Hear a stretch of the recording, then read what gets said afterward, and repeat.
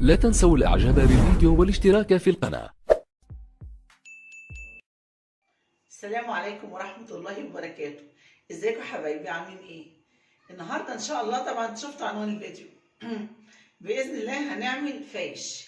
الفايش ده زي اللي بتعمله خالتي ام ابراهيم الاسوانيه. خالتي ام ابراهيم دي جارتي وحبيبه قلبي وجاره قديمه قوي، فانا قلت لها لما تيجي تعملي الفايش قولي لي عشان اجي اساعدك فيه، عشان طبعا سنها وكده، وهي معاش اساسا بنات وكل ولادها شباب ربنا يخليهم لها ومتجوزين كمان. فقالت لي خلاص. امبارح رحت لها لقيتها بتعمل الفايش. طبعا عارفه انها تعمله امبارح، لقيتها بتعمله بالعدس. فبقول لها انت بتعمليه بالعدس؟ قالت لي واه ماله العدس؟ قلت لها اصل انا عملته بالفول المدشوش بالحمص المطحون وايه تاني بالسمسم. قالت لي اعملي بالعدس. فانا النهارده سمعت كلام خالتي ام ابراهيم الاسوانيه وجايه اعمل لكم الفايش بالعدس. لما تشوفوا بقى طعم الفايش الاسواني لما يبقى بالعدس. يلا بينا حبايبي نعمل الخميره الاولى بتاعه الفايش اللي احنا متعودين عليها، بنبيتها قبليها بكام يوم. النهارده ان شاء الله انا معايا كوبايه اللبن الكبيره المغليه وكوبايه العدس الاصفر بتاع خالتي ام ابراهيم هنعمله النهارده. يلا يا حبايبي. ادي حبايبي كوبايه عدس اصفر، ادي كوبايه، ده معيار اللي هو المج بتاع الشاي العادي. برطمان فاضي، بنحتاج برطمان ازاز فاضي اهو. ماشي مش مشكله، اللي وقع حاجه بسيطه. هنفضي الباقي كده اهو عشان نبقى احنا واخدين ايه عيار الكوبايه، عشان العدس لازق لان انا غسلاه ومنشفاه. خلاص يا حبايبي. ادي ايه كوبايه العدس الاصفر حطيناها في البرطمان اهي. هنحط عليها كوبايه اللبن المغلي. الكوبايه دي كوبايه كبيره لبن حليب مغلي انا غلياه اهو. بسم الله الرحمن الرحيم اهو. شايفين الدخانه؟ دي كوبايه يا حبايبي المج كبير بمقام مج لبن او مج كافيه كبير، تمام؟ يعني في حدود ربع كيلو. نديها تقليبه كده مع العدس. اي خميره بتخمري بيها بتحطي اللبن لازم تديها تقليبه كده. هي قالت لي قلبيها زي 3 دقايق، انا اقلبها كويس. قالت لي عشان تعمل مفعول مع اللبن المغلي اهو يا حبايبي. شايفين لان في كمان عدس لازق اهو تحت، انا بقلبه كويس اهو.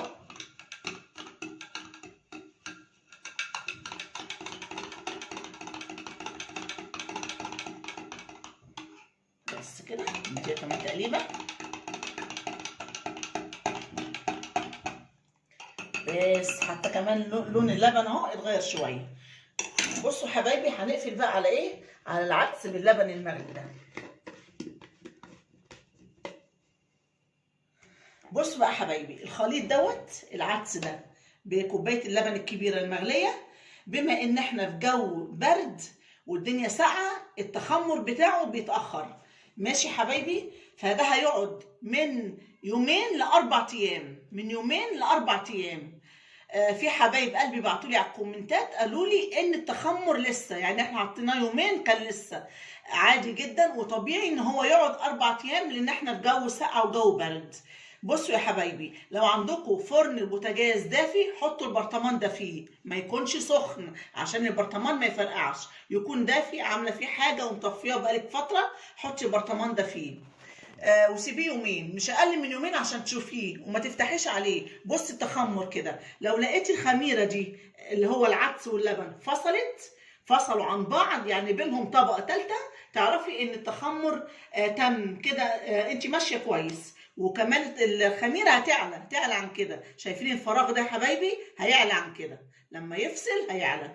احنا هنسيبه دلوقتي، هنسيبه من يومين لحد ما نلاحظ احنا التخمر بتاعه يفصل ويعلى، من يومين ل4 ايام. تمام يا حبايبي؟ يبقى احنا عملنا خميره العدس باللبن. اشوفكم باذن الله لما التخمر بتاع اللبن يحصل ان شاء الله. يلا بينا حبايب قلبي نشوف الخميره الاولى بتاعت الفايش عملت ايه واخبارها ايه من جوه. الخميره دي حبايبي قعدت معايا 3 ايام، 3 ايام بالظبط. بصوا بقى انا عايزه اوريكم الخميره عملت ازاي. الخميره فصلت اهي، العدس اهو يا حبايبي وادي تقريبا شرش او حاجه في النص اهي، وده الابيض ده اللي فوق ده تخمر. يبقى فصلت ل3 طبقات، قعدت 3 ايام بالظبط. هي بتقعد من يومين ل4 ايام.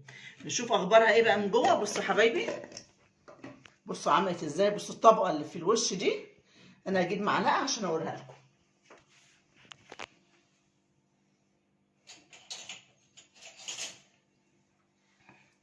ادي يا حبايبي بصوا. قبل ما افضيها انا عايزه اوريكم الطبقه بتاعه الخميره الاولى. شايفين يا حبايبي عملت ازاي؟ عامله زي طبقه الجبنه او طبقه القشطه، وبعدين اللون بتاعها غامق سنه عشان العدس. احنا دلوقتي بقى يا حبايبي هنفضيها. نجيب صفايه كده ونيجي بوله فاضيه ونصفي الخميره الاولى.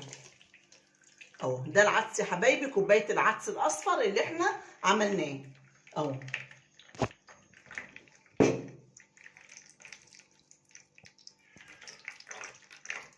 اهو شايفين اللي بينزل منها ده، هو ده التخمر اهو.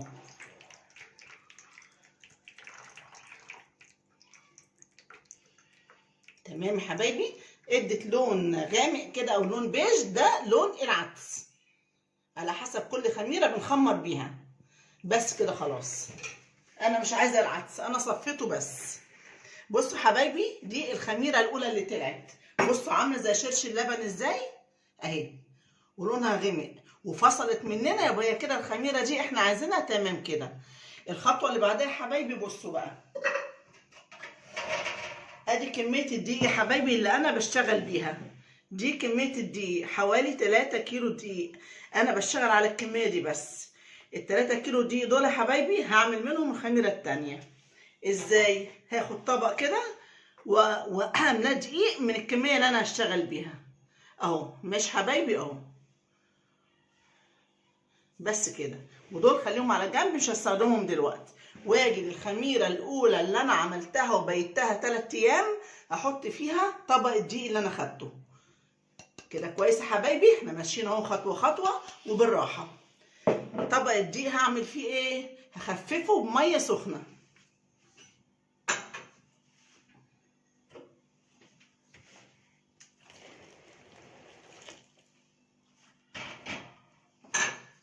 ماشي يا حبايب قلبي اهو، انا حطيت له ميه سخنه وهقلبه. يبقى انا بقلب طبق الدقيق اللي انا خدته مع الخميره الاولى بتاعه الفايش بتاعه العدس دي اللي انا عاملاها بقالي 3 ايام.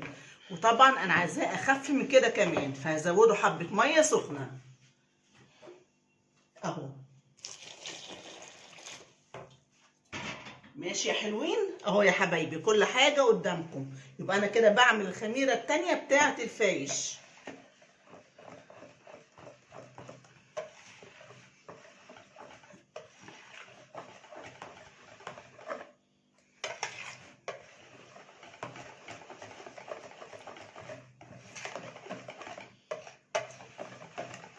بس انا عايزه القوام كده سايل وحلو كده، ما فيهوش اي تكتلات، ومش عايزاها تكون العجينه يابسه او متماسكه او تقيله. انا عايزاها سايله كده. يبقى انا كده خلاص حطيت الخميره التانيه. خلاص حبايب قلبي، الخميره التانيه دي اللي انا عملتها كوبايه دقيق على الخميره الاولى، هعمل فيها ايه؟ هخليها ساعتين تاني تخمر. خلاص حبايبي، انا هسيبها ساعتين. علاوه على الخميره الاولى انها خمرت 3 ايام، لا دي كمان هسيبها ساعتين. وهاجي هوريكم بقى الخميره التانيه بعد ساعتين اخبارها ايه، ونبدا نعجن في الفايش بتاعنا الجميل ونشكله. يلا حبايب قلبي نشوف الخميره بقى، الخميره التانيه بتاعت الفايش اخبارها ايه. انا غطيتها بكيس عشان كانت دافيه، عشان التخمر بتاعها يبقى حلو. بسم الله ما شاء الله. بصوا حبايبي التخمر بتاعها، بصوا عامل ازاي. شايفين الطبقه اللي اتعملت من فوق؟ ما شاء الله. يعني طالما وصلت الخميره التانيه للطبقه دي يا حبايبي، يبقى كده التخمر 100 100. بصوا بقى اهو، انا عايزه اوريكم التخمر التاني عمل ازاي اهو. عمل وش اهو، شايفين الوش اهو اهو، عامل زي وش الزبده او وش القشطه. بصوا حبايبي كمان القوام بتاعه، شايفين اهو.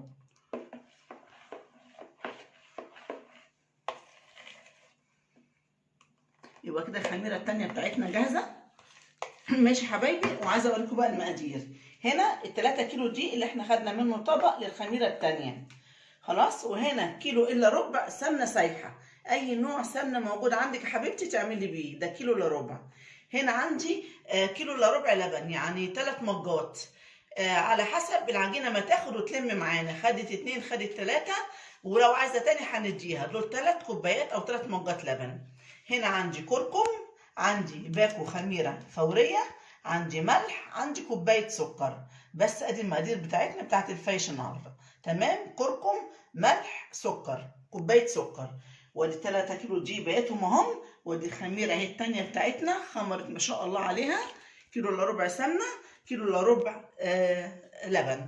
ماشي حبايبي. احنا دلوقتي طبعا مش هنحط مش هنعجن في البوله الصغيره دي. دايما حبايب قلبي بقول لكم عجنوا في حاجه بلاستيك وتكون واسعه عشان العجن ياخد راحته والفايش معاكي طبعا ما يدلدقش منك في الاسكان في القروانه او في البوله، وتعرفي تعجني براحتك فيه وتطلع العجينه ملساء كده وحلوه. اول حاجه حبايبي يلا بينا عشان نحط المقادير دي كلها على بعض ونعجن. يلا بينا حبايب قلبي على بركه الله. انا جبت كروانه واسعه اهي قدامكم عشان ايه نعجن فيها، واديني قاعده في الارض اهو عشان ناخد راحتنا في العجن. يلا بينا. ادي بقيه ال3 كيلو دقيق. ماشي حبايبي اهم بقيه ال3 كيلو دقيق اللي هنشتغل عليهم. بصوا حبايبي من ضمن المكونات انا ما قلتهاش المحلب.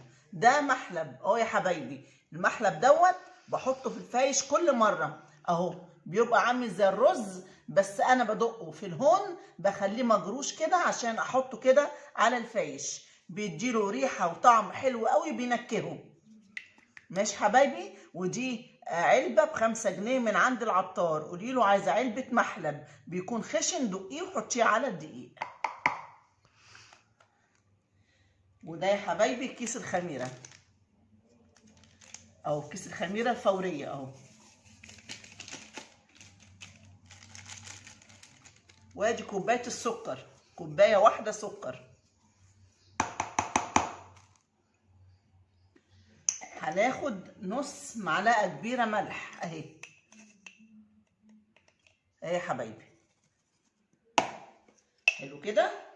هناخد 3 معالق كركم. دول 3 كيلو دقيق، على كل كيلو دقيق معلقه كركم. دول 3 يبقى 3 معالق. ادي 1 بسم الله، ادي 2، ادي يا حبايبي 3 معالق كركم على بركه الله. ماشي حبايبي. المكونات دي بقى الجافه نديها كده تقليبه جوه الدقيق مع بعض. الدقيق على الخميره الفوريه على الكركم على نص معلقه الملح على المحلب. ريحه الكركم مع المحلب ظهرت يا حبايبي اهي. دايما كل ما بعمل فايش بتظهر لي الريحه بتاعتها الحلوه دي. تمام. ادي كده انا حطيت المقادير الجافه على بعض. نحط بقى ايه يا حبايبي؟ نحط الخميره التانيه اللي احنا عملناها اهي. يا جماله يا جماله. دي خميره العدس الاولى يا حبايبي على الخميره التانيه اللي احنا عملناها بطبق الدقيق. تمام. اتخمرت اهي وعليت، بعد كده حطيناها على الدقيق. خلاص يا حبايبي. ناخد يا حبايب قلبي كيلو الا ربع سمنه، اي نوع سمنه عندك، نباتي، زبده، اللي انت عايزاه.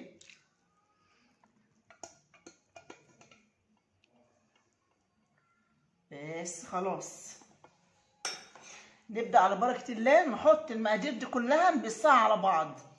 نبسها يا حبايبي يعني ندخل الدقيق والمكونات الجافه اللي احنا حطيناها مع بعض، حطيناها عليه مع المكونات السايله اللي هي الخميره والسمنه، الخميره والسمنه. فكل ده هنعمل له عمليه بس نبصهم كلهم على بعض كده، ندخلهم في بعض يا حبايبي اهو. شوف كده انا بدخلهم في بعض.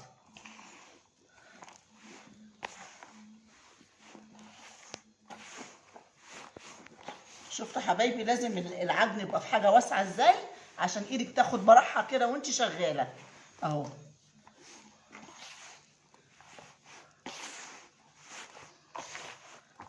اهو انا هشغل ايديا التنين اهو زي حبايب قلب الصعايده، ونشتغل بيهم كده وندخل كل مقاديرنا الحلوه دي. الله، دي ريحتها طلعت دي على بعض. اي نوع سمنه حبايبي اعملوها، اي نوع سمنه نباتي. عايزه تحطي سمنه نباتي على زبده مفيش مشكله، بس زيت لوحده لا يا حبايبي، ما ينفعش زيت لوحده الفايش عشان ما يعضمش الفايش. بنحط سمنه عشان بتدي الفايش طراوه ويبقى حلو كده طري وهو طالع من الخبز. انما لو انت حطيتي له زيت خالص وهو طالع من الخبز هتبصي تلاقي الفايش بتاعك مش طالع طري. خلاص كده يا حبايبي، عايزين ان كله دخل في بعضه، واحنا عايزين بقى نعجن. يلا بينا. ادي اللبن اهو.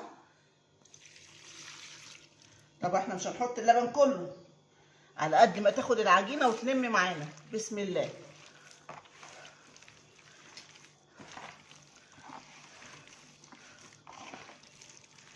شايفين يا حبايبي؟ وانا بعجن بايدي الاتنين اهو، عشان العجينه بتاعت الفايش زي ما انا قلت لكم قبل كده لازم تتخدم كويس عشان تاكلي بقى فايشايه في الاخر، فايشايه مخدومه كده، يعني بصوا تطلع من النافوخ. وبعدين احنا الايام دي ما يحلاش الا شاي باللبن غير بايه؟ غير بالفايش. ادي يا حبايبي اهو، لازم نعمل كده لحد ما العجينه تلم معانا وتحسي انها عجينه بقت ناعمه في ايدك وطريه وما فيهاش اي كلاكيع كده. لازم تبقى انسيابيه في ايديكي.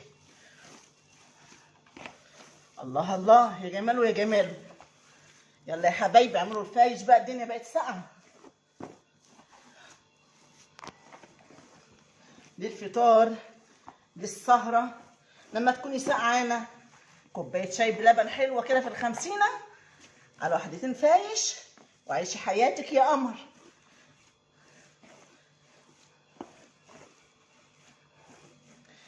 ظاهر يا حبايبي العجن اهو قدامكم كل حاجه. انا بقى بخدمها كده، انا بخدم العجينه بتاعتي شويه عشان العجينه لما بتتخدم يا حبايبي الفايش بيطلع رائع رائع. بصوا حبايبي، بصوا العجينه لمت بسرعه ازاي. بسم الله ما شاء الله، بسم الله ما شاء الله. يعني بصوا خدت لبن قد ايه؟ خدت تقريبا كوبايه ونص لبن، كوبايه ونص لبن. زي ما انا قلت لكم في دقيق بيكتفي بكميه لبن، وفي دقيق بيبقى عايز ليه الله اعلم. هو كده.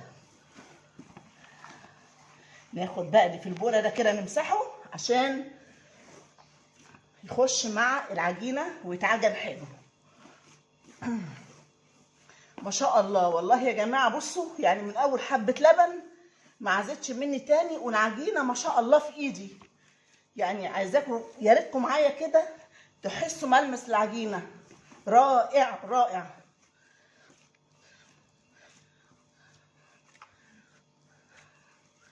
كده انا بفرد العجينه حبايبي اثناء ما انا بعجنها عشان المها تاني. هو ده اسمه خدم العجينه.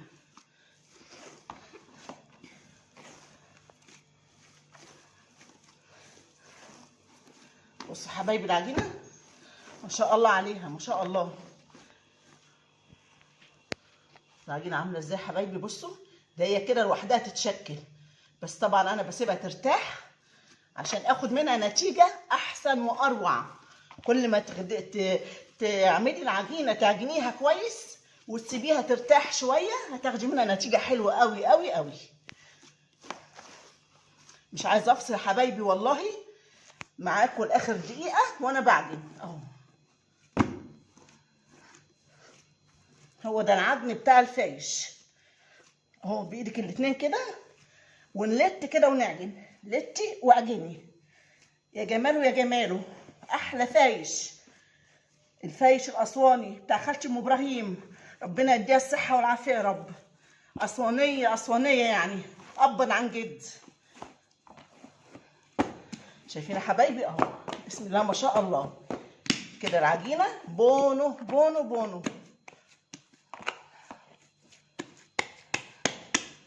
ما شاء الله عليها، حلوه ملساء ناعمه، ما خدتش وقت في ايديا.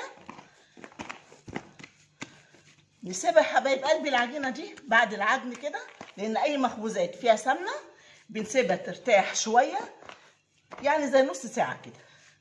ولو مش فاضيه سيبيها ساعه، يعني ايه، ريحيها شويه من نص ساعه لساعه.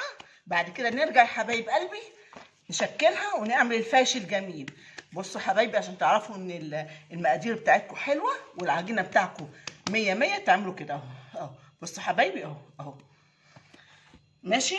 ده دليل على ان المقادير كويسه وانت ماشيه صح، والعجينه بتاعتنا بونو. طالما الخرام ما رجعتش تاني مكانها، يبقى احنا مقاديرنا حلوه وعجينتنا 100 100. يلا يا حلوين، اسيب العجينه كده ترتاح وارجع. خلاص يا حبايبي العجينه بتاعتنا خمرت اهي، يلا بينا بقى نشوفها. بسم الله ما شاء الله، اهي تضاعفت حجمها وارتاحت وبقت حاجه بونو بونو. دلوقتي بقى ناخد نصها يا حبايبي، عشان طبعا ايه، مش هناخدها كلها عشان ما تنشفش مننا. هناخد النص ده كده اهو، نحطه على الطبليه، وبقيه العجينه كده هنغطيها لحين ما ايه نشكلها. نشيل دي بقى. الله الله الله، يا جماله يا جماله. نجيب الصاج بتاعنا ده عشان ايه نشكل فيه. نقطع العجينه برضو نصين وناخد على قد الكميه اللي احنا عايزينها. نقطعه كده حبايبي، احنا متعودين نقطع مع بعض الكور كده صغيره ونعملها سرر وايه، ونحطها ونجمعها، وبعد كده نصبعها صوابع الفايش الجميل. يا جماله يا جماله. والتقطيعه دي راجعالك يا حبيبه قلبي، عايزه تقطعيه كبير قطعيه، عايزه تقطعيه صغير قطعيه. احلى فايش لاحلى متابعين حبايب قلبي قناه مامة رضوى.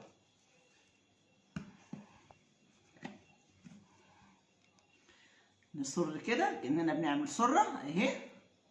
يلا صري كده، صري وجمعي، ماشي. وبعد كده ايه صبعي.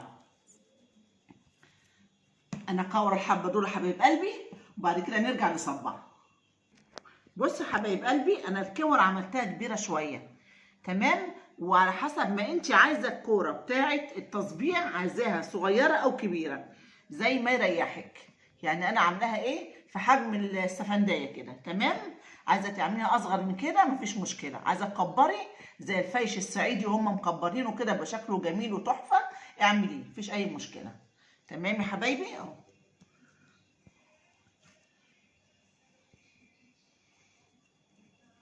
وكبير صغير والله كله عسل كله جميل.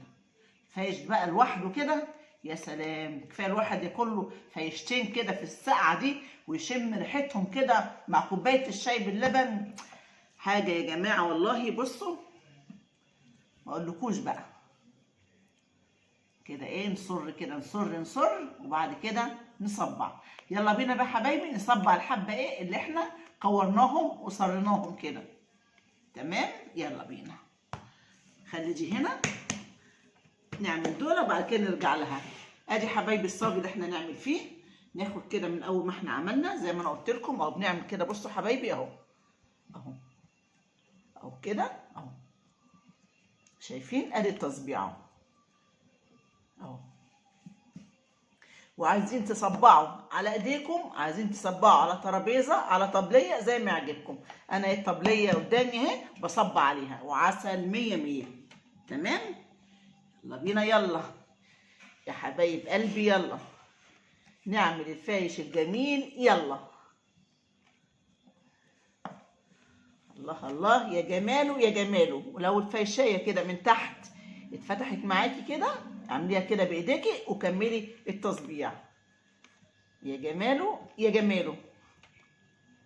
وبرده يا حبايبي ايه، نرصهم جنب بعض ونزنقهم كده، تمام. احنا عايزين الفايش جماله كده لما يجي يتخبز وهو متزنق كده جنب بعض، نفتحوه بقى نفصلوه عن بعضه. انا بوريكم كل تريكات وحركات الفايش الصعيدي الاصلي اللي احنا بنعمله يا حبايب قلبي.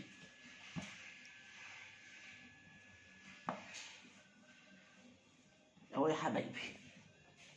تمام اهو، ونزنق كده، يعني تعملي كده وايه وتزنقي الفايش. احنا عايزينه ايه مزنق كده. اهو يا حبايبي اهو، احلى فايش صعيدي لاحلى فنز. وبعدين ده كمان بعد ما يخلص كده والصاجات دي تتملى يا حبايبي، هيتساب لحد ما يتضاعف حجمه كمان، وبعد ما يخمر ويعلى هندخله الفرن. الخبز يا حبايبي على درجة حرارة 180 نار متوسطة. الخبز بتاع الفايش متوسطة يا حبايب قلبي النار بتاعته، ما تعليش عليه ولا توطي عليه، لانك لو وطيتي عليه مش هيستوي، ولو عليتي عليه هيحمر من بره وهيبقى ني من جوه. تمام، فتبقى النار ايه متوسطه. متوسطه يا حلوين يا حبايب قلبي. ايه رايكم يا حبايبي في الفايش؟ بص يعني هو مش كبير قوي، يعني هتلاقي ايه مثلا واحده كبيره واحده صغيره. والله يا جماعه عسل والله. فايش طعمه لوحده كده اهو، مش شرط بقى كبير ولا صغير، اللي يطلع من ايدك يا حبيبه قلبي وتسلم ايد كل اللي بيعمله هيطلع زي الفل. اهو، ايه رايكم؟ جماله جماله. نفتحها كده بايدينا بصوابعنا كده. ليه بقى؟ عشان الفيشايه معانا لما تتخبز تبقى مفرغه من جوه وهشه كده وحلوه. تبص تلاقي الفيش لما يتحمص تقرمش في بقك، يبقى حاجه يا سلام. يا جماله يا جماله يا جماله. اهو يا حبايبي، نسوي الفيشايه بتاعتنا كده اهو اهو، ونقوم حاطينها ايه كده اهي. خلي الحته المفتوحه تبقى من تحت.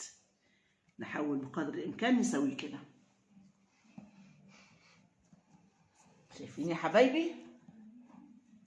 مش عايزه افصل معاكم وبوريكم التصبيع الجميل دوت السهل، كانك بتصبعي كفته اهو، او عايزه تعمليها على ايديكي كده مفيش مشكله اهو. شايفين اهو، مفيش حاجه عندنا تقف معانا. يا جماله يا جماله.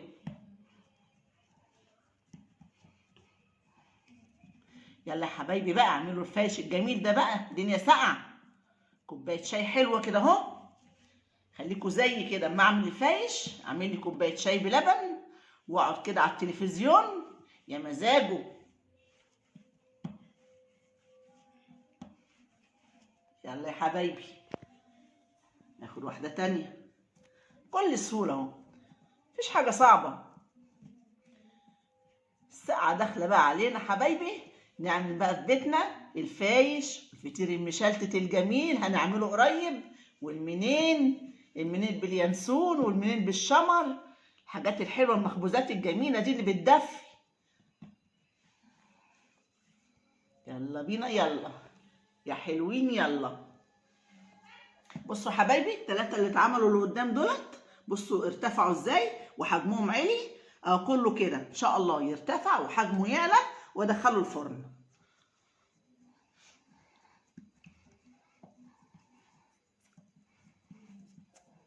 صبعي يلا صبعي.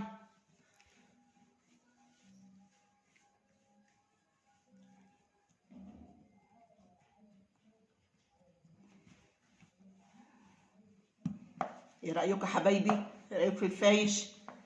شفتوا سهل ازاي اهو. نسوي كده جنب بعض عشان ايه يبقى متساوي ويطلع شكله جميل كده وهو طالع من الفرن.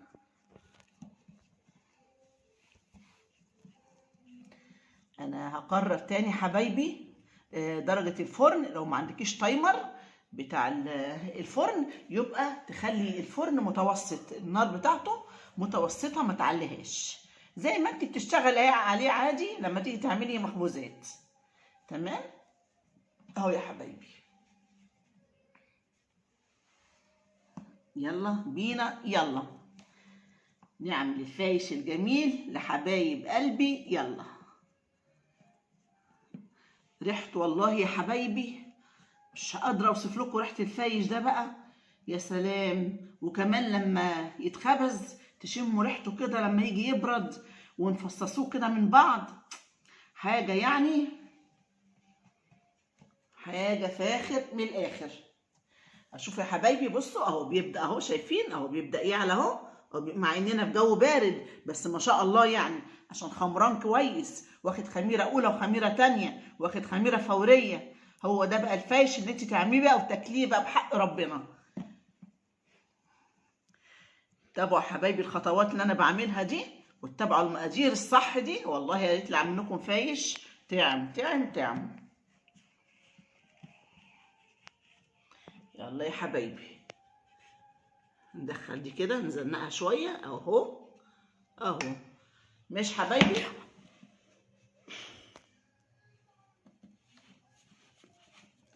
بصوا حبايب قلبي، انا عملت صف اهو قدامكم، صبعته ورصيته. ماشي. الكميه اللي عندي دي كلها يا حبايبي، واللي في البوله الكروانه الكبيره هصبعها بنفس الطريقه ديت، واحطها في الصاجات والصواني، وارجع اوريكم الكميه اللي طلعت من الفايش الصعيدي. خلاص حبايب قلبي، خلصت التصبيع بتاع الفايش وهو برمته كله اهو وخمر وطبعا دي الكميه اللي طلعت منه. ادي صينيتين اهم كبار بسم الله ما شاء الله، وادي بقيه الصينيه، بقيه صينيه صغيره، يعني كميه حلوه. والفاشايه كمان كبيره مش صغيره. وطبعا هو عالي دلوقتي، انا سبته تقريبا نص ساعه عالي وحجمه ارتفع، فانا مولعه الفرن ليا ربع ساعه على درجه حراره متوسطه 180 مش اكتر. ماشي حبايبي. فانا هخليه في الرف اللي في النص وهخبزه دلوقتي، وبعد ما يتخبز هطلعه واوريه لكم. خلاص يا حبايبي، خبزنا الفايش بتاعنا اهو وطلع ما شاء الله تحفه بالصلون. خبزناه في فرن البوتاجاز على الرف اللي في النص، وادي الكميه اللي طلعت اهي. بعد كده في المرحله الاخيره يا حبايبي باذن الله، المرحله بتاعت التحميص. كده احنا خبزناه خلاص. بصوا حبايبي بقى، المرحله اللي قبل التحميص ان احنا نطلعه كده من بعضه بسم الله اهو. شايفين يا حبايبي كده، ونفكه كده عن بعض. تمام.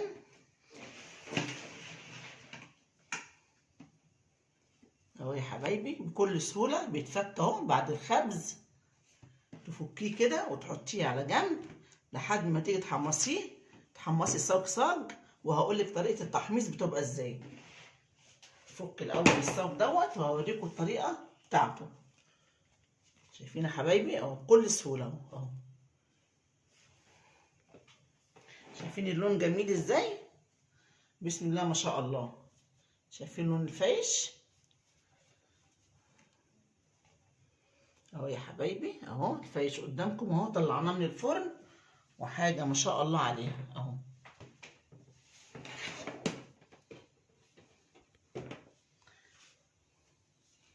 كده لسه احنا ما حمصناهوش، هو كده طلع من الخبز. تمام. فاضل بقى ان احنا هنرصه في الصاجات وندخله الفرن على اهدى نار في الفرن، درجه هاديه خالص، وندخله واقول لكم بيتحط ازاي عشان يتحمص اهو. شايفين يا حبايبي اهو. بصوا حبايبي بقى، ادي الصاج اهو مثلا اللي هتحمصوا فيه. هنمسك الفايش كده اهو، هنرصه بالطريقه دي بالعرض كده، هنرصه في الصاج بسم الله اهو. انا هرصه معاكم اهو عشان ايه، انا هحمصه دلوقتي بعد ما طلعته من الفرن واتخبز وفصلته عن بعض كده زي ما انتم شايفين.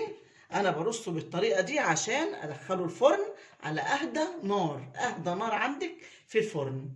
ولما يتحمص من الناحيه اللي تحت اقلبيه على الناحيه اللي فوق، وتابعي التحميص بتاعه مش اقل من 15 دقيقه. 15 دقيقه حبايبي. تمام اهو. انا كده هدخل الصاج ده الفرن عشان احمصه. ادي حبايبي شايفين ده بتاع التحميص اهو. بصوا ده اللي طالع من الخبز. تمام. انا هفصل ده كمان وافصل ده، وبعد ما ده يطلع من الفرن بعد ما يتحمص هقوم مدخلاه.